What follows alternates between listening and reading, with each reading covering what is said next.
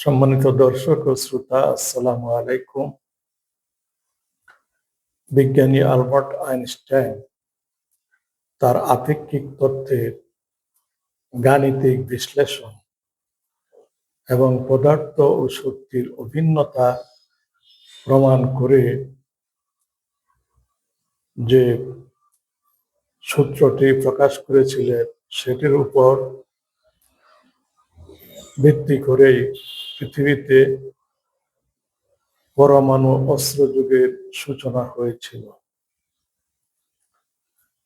তার এই পরমাণু অস্ত্রের উপর ভর করে বর্তমানের পাশ্চাত্য বস্তুবাদী সভ্যতা বিকাশের চরম স্তরে উপনীত হয়েছে।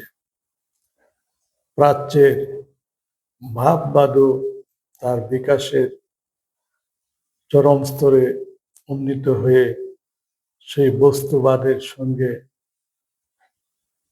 সংঘাতে লিপ্ত হয়েছে। বিজ্ঞানী আলবার্ট আইনস্টাইনের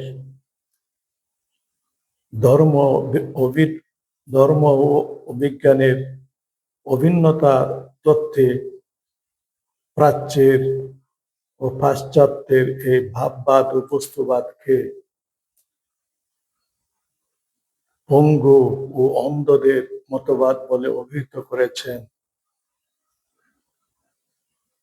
যাদের হিংসা হানাহানিতে পৃথিবীতে আজ একটি মহাযুদ্ধ ও পারমাণবিক বিপর্যয়ের সম্ভাবনা দেখা দিয়েছে। হার্ভার্ড বিশ্ববিদ্যালয়ের সমাজ বিজ্ঞানের অধ্যাপক হান্টিংটন প্রাচ্য ও পাশ্চাত্যের এই সংঘাতকে ক্ল্যাশ অফ সিভিলাইজেশন বা সভ্যতার সংঘাত বলে অভিহিত করেছেন।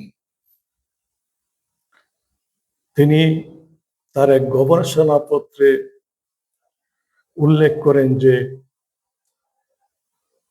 প্রাচ্যের ভাববাদ, বিশেষ করে মুসলিম বিশ্বের ধর্মীয় জাগরণ, পাশ্চাত্যের বস্তুবাদের জন্য একটি বিপজ্জনক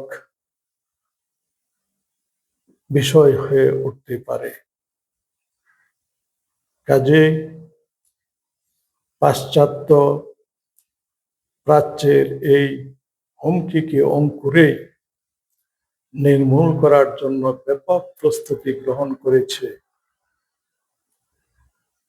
সম্প্রতি ইরাক, ইরান ও আফগানিস্তানের যুদ্ধ তারই প্রমাণ বহন করছে।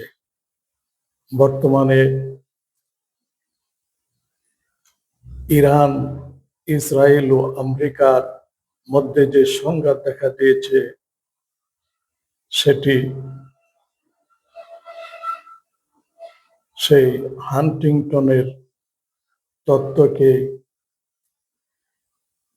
সত্য বলে প্রমাণ করছে। এই সংঘাত যদি চলতে থাকে তাহলে মানব সৃষ্ট একটি মহাপ্রলয় এবং মহাযুদ্ধ পৃথিবীকে ধ্বংসের শেষ প্রান্তে নিয়ে যেতে পারে। কিন্তু মহানবী এবং মানব জাতির দ্বিতীয় সভ্যতা কে ধ্বংস করে দিতে পারে। কিন্তু মহানবী হযরত মুহাম্মদ সাল্লাল্লাহু আলাইহি সাল্লাম এই ধরনের মানব সৃষ্ট মহা দুর্ঘটনা বা মহাপ্রলয়ের সম্ভাবনা নাকচ করে দিয়ে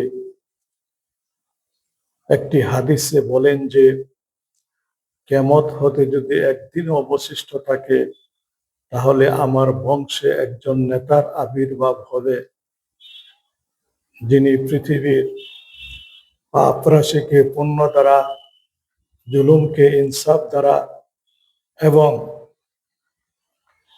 দারিদ্র্যকে অর্থ সম্পদের প্রাচুর্য দ্বারা পরিবর্তিত করে সমগ্র পৃথিবীতে শান্তি প্রতিষ্ঠা করবেন। সাগরের মাছ এবং আকাশের পক্ষীকুল তার জন্য দোয়া করবে। মহাকাশ সম্পর্কে যতই গবেষণা ও অনুসন্ধান চলতে থাকবে, মানব জাতির কাছে মহাকাশে স্বর্গ নরকের অস্তিত্ব ততই স্পষ্ট থেকে স্পষ্টতর হতে থাকবে এবং অতি প্রাচীনকাল থেকে প্রচলিত একটি সাধারণ বিশ্বাস মানুষের কাছে একটি বৈজ্ঞানিক সত্য ও প্রতিজ্ঞায় পরিণত হবে, যা পৃথিবীর আকাশে একটি নতুন সূর্যরূপে উদিত হয়ে মানব জাতিকে, বিশেষ করে প্রাচ্য পাশ্চাত্যের ভাববাদ ও বস্তুবাদকে নির্মূল করে একটি নতুন সভ্যতার অভ্যুদয় ঘটাইবে,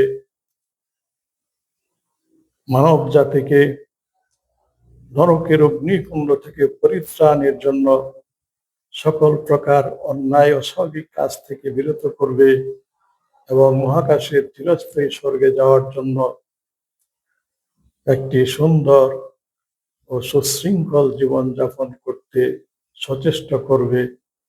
ফলে পৃথিবী মানব জাতির জন্য শান্তিতে ও নিরাপদে বাসের উপযোগী একটি সুন্দর গ্রহ ও স্বর্গরাজ্যে পরিণত হবে, যার নেতৃত্বে এই স্বর্গরাজ্য প্রতিষ্ঠিত হবে। তিনি সম্ভবত সেই মানব যার আবির্ভাবে ভবিষ্যৎবাণী পবিত্র ধর্মগ্রন্থ সমূহে, বিশেষ করে মহানবী হজরত মুহাম্মদ সাল্লাল্লাহু আলাইহি সাল্লাম করেছেন। কাজেই এই মহামানবের আবির্ভাব যে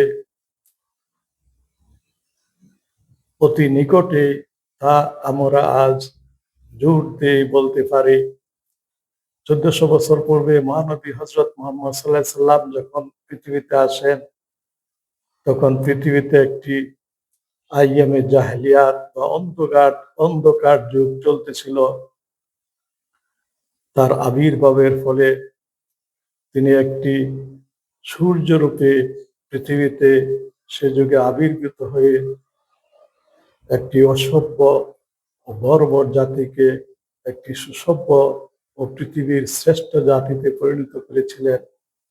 যেমন পবিত্র কোরআনে বর্ণিত হয়েছে, ইয়া আইয়ুহান নাবিয়্যু ইন্না আরসালনাকা শাহিদাও ওয়া মুবাশশিরাও ওয়া নাযীরাও ওয়া দাঈয়ান ইলাল্লাহি বিইজনিহি ওয়া সিরাজাম মুনীরা। পবিত্র কোরআনের এই আয়াতে নবী করিম সাল্লাল্লাহু আলাইহি সাল্লামকে একটি উজ্জ্বল সূর্যের সঙ্গে তুলনা করা হয়েছে, যেটি আইয়ামে জাহেলিয়তকে আলোকিত করে পৃথিবীতে শান্তি প্রতিষ্ঠিত করেছিল। বর্তমানে প্রাচ্য ও পাশ্চাত্যের ভাববাদ এবং বস্তুবাদের সংঘাতে পৃথিবী ধ্বংসের শেষ প্রান্তে উপনীত হয়েছে। তাই সেই মহামানব আমাদের নবীর বংশে একটি উজ্জ্বল সূর্যরূপে পৃথিবীতে আবির্ভূত হবেন বলে আমরা আশা করছি। আসসালামু আলাইকুম ওয়া রাহমাতুল্লাহ।